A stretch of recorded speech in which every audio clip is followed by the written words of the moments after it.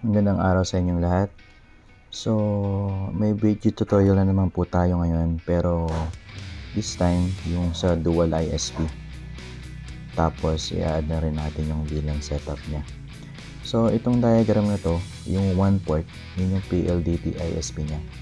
Then meron din tayong internet galing sa Converge. So, doon natin siya ilalagay sa LAN 4. Then yung LAN 3, yun yung Raspberry Pi or Orange Pi natin. Then yung LAN 2, yung access point. Then yung LAN 1, in-spare ko siya para sa admin access. So ngayon start na tayo. Punta na tayo sa OpenWRT natin.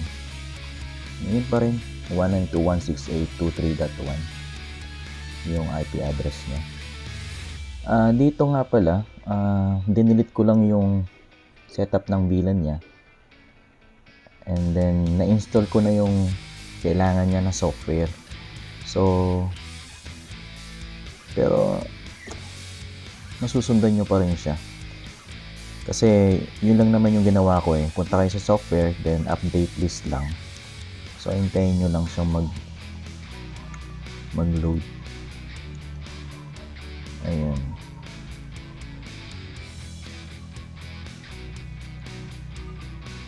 Ito na. Yan. Tapos, search nyo lang yung M1. Dito. Yan. M1. Pagka-search nyo, install nyo lang siya yung Lucy app M13. Install nyo lang. Mapapasama na yung M13. Yung dalawa na yan, may install na siya. So, after nyan, punta lang kayo sa startup. I-restart nyo lang yung M13. So, pagka-restart, punta na tayo sa switch. Start na tayo mag-config. Okay? So, sa switch, add lang tayo. Add VLAN lang ng 3. Okay? Tandaan nyo yung 3. So, tag lang yan. Then, makikita yung 1. Yung 1 port, wala na tayong yung 1. Wala na tayong babaguhin. Sa LAN 4, dito natin ilalagay yung Converge ISP natin. So, untag lang yun.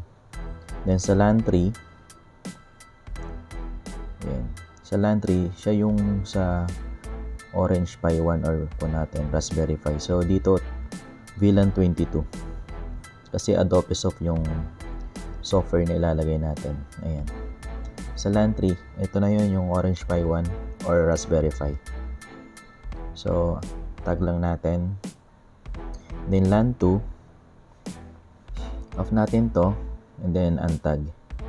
Kasi dito natin ilalagay yung access point, yung outer antenna natin. And then yung LAN 1, yung private access, yung open LAN port para sa admin access. Okay, after nito, setup na natin yung VLAN 20, yung VLAN muna natin para sa Piso Wi-Fi, para sa Adobe Soft, kasi yun yung software na gamit natin. Okay, so punta na tayo sa interface. Ito na yung VLAN setup. Yan. So may video na rin ako dito for VLAN setup. Dinagdag ko lang dito. So punta lang tayo sa bridge. Then, ayan. Add device lang tayo na bridge device. And then, rename lang natin bridge VLAN.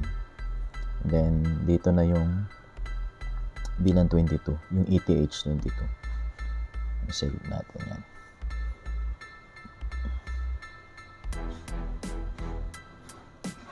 So, after nito,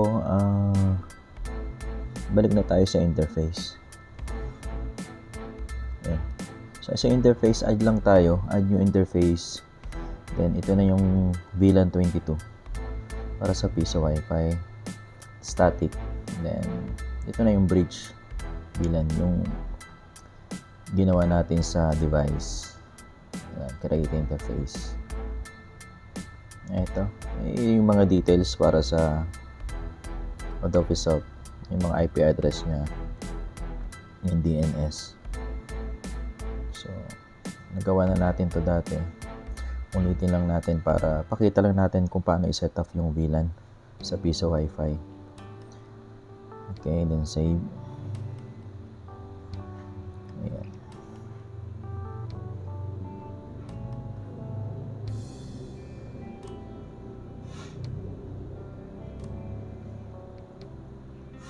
So, after nun, punta na tayo sa wireless. Hindi. Sa firewall pala muna tayo. I-add muna natin siya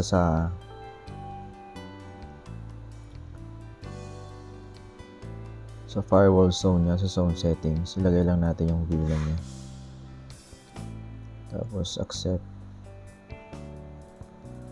Ilagay natin yung VLAN and then 1. And save.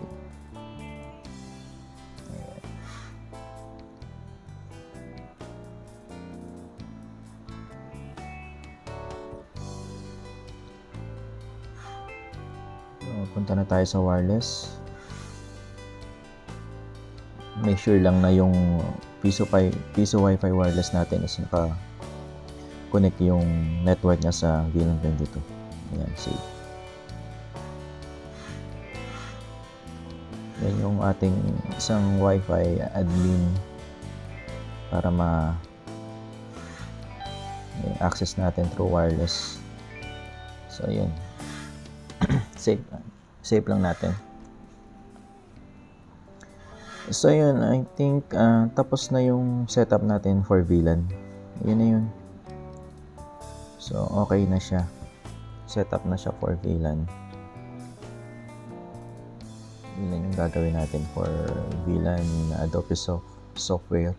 So done up pa yung VLAN natin. So next naman is yung sa dual ISP natin. Ayan, ito yung sa 3. Tandaan nyo yung 3. Yan na yun. So, punta tayo sa interface. Sa 1, meron muna tayong i-edit, idadagdag na parameters dito. Ayan. Sa advanced. Sa advanced settings. Make sure yung gateway metric gawin natin 10. Tapos dito yung 1. Yan. Basta yung dadagdag lang dito yung gateway metric 10 sa 1. Yun lang po yung idadagdag natin sa 1 metric. Tapos make sure na sa 1 siya sa firewall. Save. Tapos add new interface na po tayo. Make sure dito guys, small letter lang lahat, 1B. Then DHCP client and then ETH3. Ayan. Create interface. Tapos advanced settings, lagay natin is 20. Okay. Nandito yung 1. Then save. So, yan. Tapos na yung sa interface natin. So, after nito, pupunta na tayo dun sa load balancing para gumana na yung dual ISP natin. So, load balancing, ang unang gagawin natin is maglalagay muna tayo sa interface yung 1. Ito yung sa PLDT ISP according dun sa yan, enabled lang doon. And then dito yung lagay lang tayo sa DNS ng Google para sa IP address 8888-8844. Make sure i-plus nyo yun. Tapos 2. Dalawa kasi dalawa yung host name na nilagay natin. So dito lahat lagay nyo 3 seconds. Trading gun 3. Tapos check nyo itong dalawa. Makikita nyo dito yung 10.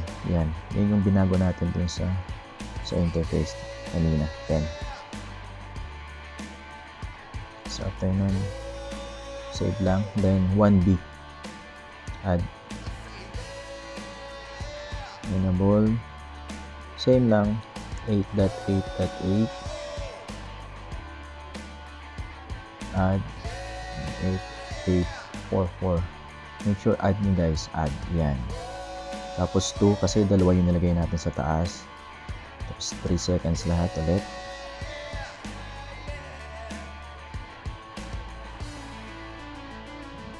Okay. Check. So guys, tingnan makikita nyo 20. Kasi yun yung nilagay natin metric kanina sa 1B. Ayan. Tapos na tayo sa interface. Save and apply.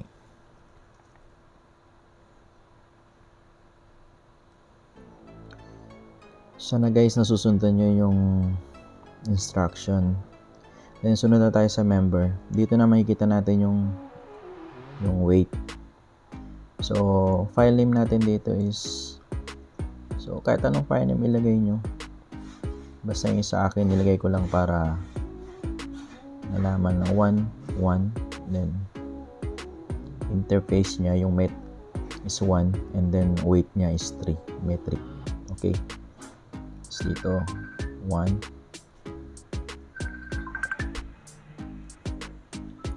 and 3. Save and apply.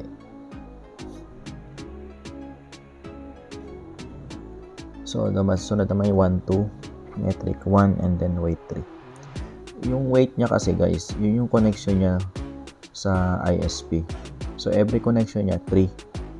Tapos susunod sa sunod na connection naman 3. So nag-alternate lang siya. Yun yung connection na nakukuha ng ating dalawang ISP para mabilis yung loading, yung speed test. So ngayon sunod na tayo sa member. Ayan na pala yung member. Policy na pala tayo guys. Sa policy, ito na yung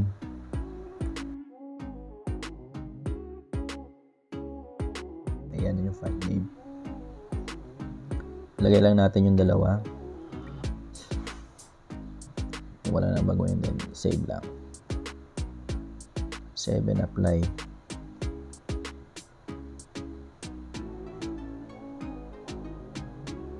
Ayan.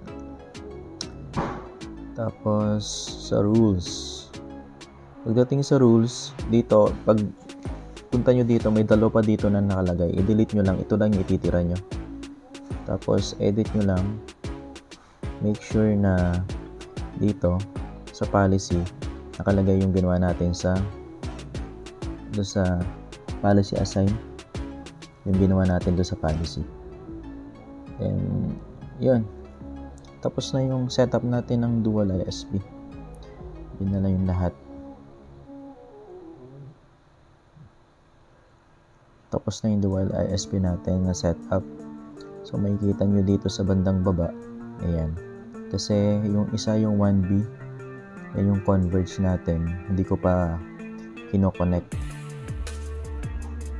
So ngayon guys, kukonek muna tayo dun sa wireless natin sa Compass admin.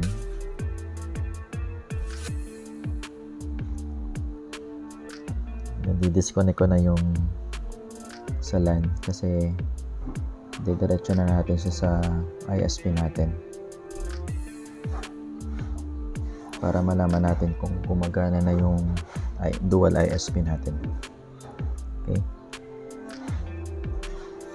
siya nga pala guys, huwag niyong kalimutang mag like, share, subscribe, saka mag click nyo lang yung notification bell para sa mga bagong videos na ilalabas natin. Okay, so wait lang natin siya. Ayan, naikabit ko na guys yung converge natin. So i-refresh ko lang yung browser para tingnan natin kung gagana na siya.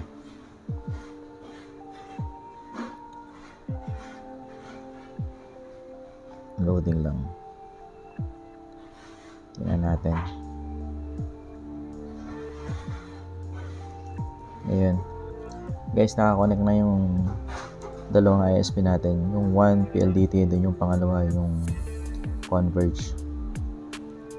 So, yun lang guys. So, ngayon yung sa SQM, dito, pakita ko lang sa inyo yung settings ko. Dalawa na kasi yan. Delete muna natin yung isa para ipakita natin kung paano gagawin. So ito yung sa 1, yung ATH2 Ito yung sa PLDT natin. Add lang po. Then, lagyan natin yung ETH2, yung 1B, then enable. So, nilagay ko lang dito 40,000. Then, punta lang tayo dun sa make sure naka-cake, piece of cake, and then ito, do not squash. Yun lang yung additional settings na nilagay ko. Then, yun na, tapos na, save lang. Yun na lang yung sa SQM yung dadagdag na settings niya. So, tapos na po. Yun lang po yung gagawin natin kasi ito, nilagay ko na to sa piso wifi ko. And then, gumagana naman. So, dalawa na yung ISP ko, so wala nang bitaw. So, ngayon test natin siya. Ito na yung built-in wifi.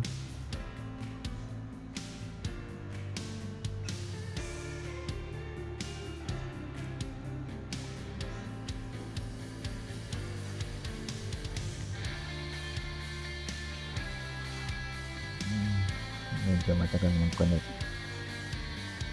Hindi pa kasi natin nare-reboot yung Compass CFN1. So, mas mabuting i-reboot muna natin siya. Pero ngayon, okay na connect na. Check na natin sa browser. Ayan guys. Gumagana na siya. So ngayon, check naman natin yung isang antena natin na outdoor.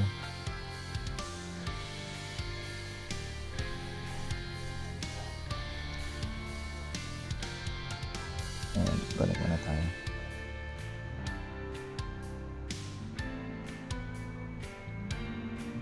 Connected. Okay. So check ulit natin. Ayan guys. So, working na yung VLAN natin. And then, naka-dual ISP na rin siya. So, yun. So, sana masundan nyo yung instruction and then magamit nyo na yung CFN1 nyo kung dalawa yung ISP nyo na gagamitin. Especially dun sa mga naka-globe at home. Yung naka-modem lang. Dalawang gagamitin nila. Smart saka yung GOMO. So, maraming salamat.